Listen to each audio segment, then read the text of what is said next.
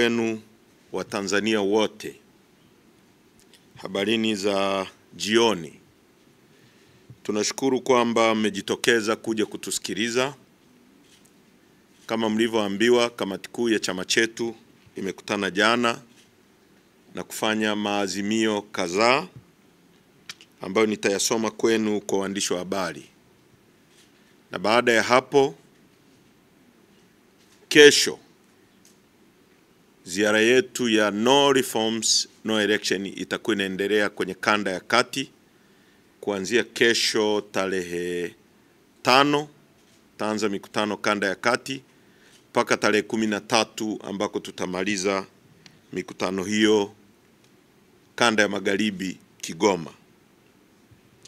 Kwa hiyo nataka nisome maazimio haya na nitatoa ufafanuzi kwenye sehemu mbalimbali kwa kadri ninavyosoma. Maazimio ya kikao cha kamati kuu ya chama tarehe 3 Juni 2025. Tarehe 3 Juni 2025, kamati kuu ya chama chetu iliyokaa hapa jijini Dar es Salaam ikapokea na kujadili juu ya taarifa aliyoitoa msajili wa vyama vya siasa kwa umma tarehe 27 Mei 2025, ikiwa msingi kutoka kwenye barua aliyoiandika kwa katibu mkuu tarehe 12 Mei 2025. Katika barua aliyoiandika kwa chama, msajili ameelekeza kwa chama ijaze nafasi zilizo wazi za viongozi ambao awali walikuwa wameteuliwa na kuthibitishwa na Baraza Kuu la tarehe 22 Januari 2025, sambamba na wakurugenzi wa chama ambao waliteuliwa baadaye na vikao vya kamati kuu vilivyofuatia mwezi Februari na tarehe 10-11 mwezi Machi.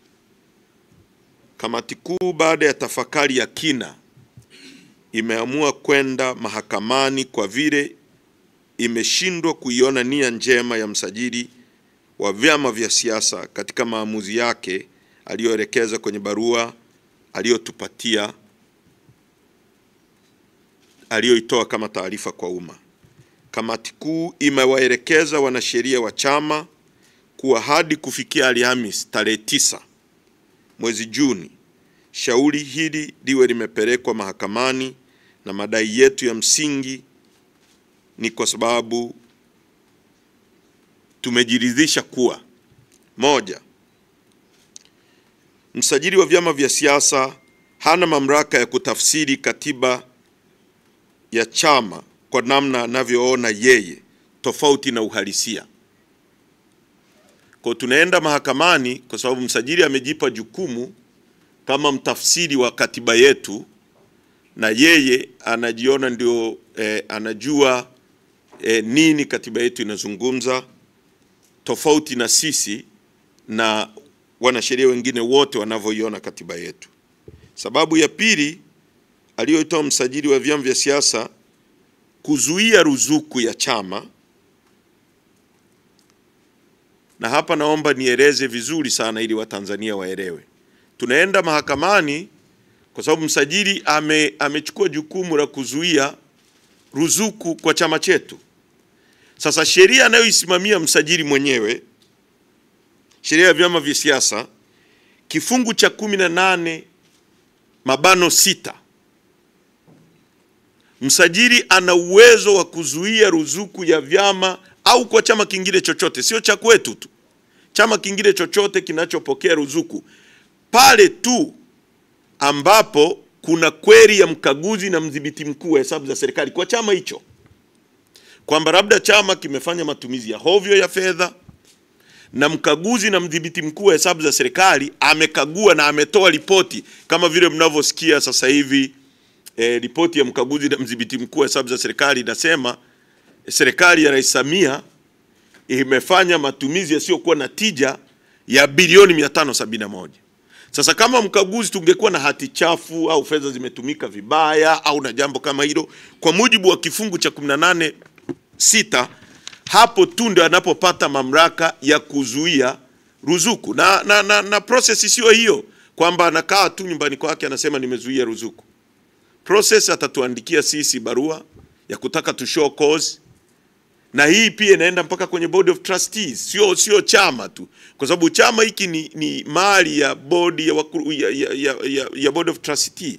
Sasa board of trustees ishow cause na chama kishow cause kwamba kuna matumizi ya hovyo, na kwa kutumia ripoti ambazo ziko audited za mkaguzi na mdhibiti mkuu wa hesabu za serikali. Sasa msajili amejifanyia. Kwa hiyo tunaenda mahakamani kupinga hilo, kwa sababu tukiacha haya mambo kuna mtu mwingine na mwingine na mwingine atafanyiwa hivi. C. Msajili hana mamlaka ya kubatilisha maamuzi halali ya vikao vya chama kwa mujibu wa katiba ya chama chetu. D. Msajili wa vyama vya siasa sio mamlaka ya rufaa na sio chombo cha kupokea malalamiko yoyote kwa masuala ya chama na wanachama wa chama cha siasa.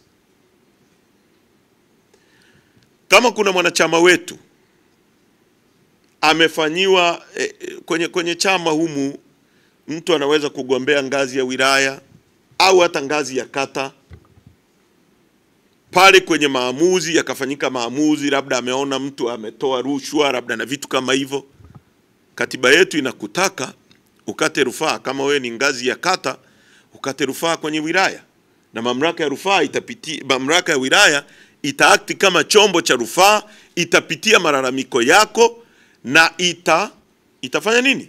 Itatengua au itaendelea kuuphold hayo maamuzi. Hivyo hivyo kwenye ngazi ya wilaya, kama kuna mtu analalamika anaenda ngazi ya mkoa, kwenye ngazi ya mkoa anaenda ngazi ya kanda. Chama chetu kimestipulate vizuri sana mamlaka haya na mgawanyo wa mamlaka kwenye wilaya, kwenye kata, kwenye mkoa na kwenye taifa. Kama kuna mtu ana malalamiko kwenye ngazi ya kitaifa, anakata rufaa, labda kama ni baraza kuu anakata rufaa kwenye mkutano mkuu. Kwa hiyo ndio maana tumesema msajili sio mamlaka ya rufaa na sio chombo chochote cha kupokea malalamiko.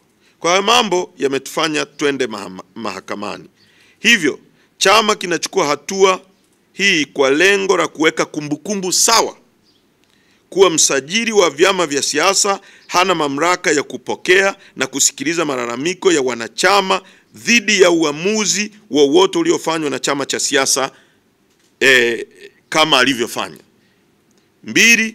Hatujaridhika na maamuzi ya msajili wa vyama vya siasa kubatilisha maamuzi ya chama ya tarehe 22 Januari 25. Sasa hapa mnisikilize vizuri tena. Hata hivyo, kamati kuu kwa kutambua mazingira magumu ya utaratibu wa sheria kutozingatiwa katika nchi hii, mabano impunity, na nawasihi sana waandishi wa habari, ni muhimu sana mkasaidia Watanzania kwenye nchi hii, kwa sababu kuna mambo mengi sana yaendi vizuri. Kuna mazingira unakuta watu wanasema fuata sheria, fuata sheria. Sisi ni law abiding citizen, tunapenda sana kufuata sheria. Lakini pia sheria hizi sio zote ziko justice, sio zote zina haki. Kwa sababu sheria tu. Kuna sheria hazina haki. Lazima tuwe tunajifunza na tunaelewa. Wakoloni walitunga sheria ya kuuza na kununua binadamu. Na ukigoma kuuzwa na kununuliwa umevunja sheria. Walitunga sheria kabisa kwamba wewe wakitaka kukuuza, wakuchukua kuuza, na wewe you have no right to resist kwamba uuzwe kama ng'ombe. Sasa pamoja na hayo yote si tunaelewa, lakini sasa kuna impunity. Kuna utaratibu katika nchi yetu ambao sheria zipo na watu wafuati sheria. Watu wafuati sheria. Watu wanajifanyia tu wanavyoweza. Sasa tumetambua kwamba kuna impunity kwenye serikali. Kwa hiyo kwa sababu kuna impunity, kamati kuu imefanya maamuzi mengine yafuatayo. Kamati kuu kwa mamlaka yake imewateua kukaimu wanachama wafuatao kushika nafasi za uongozi za chama kama ifuatavyo.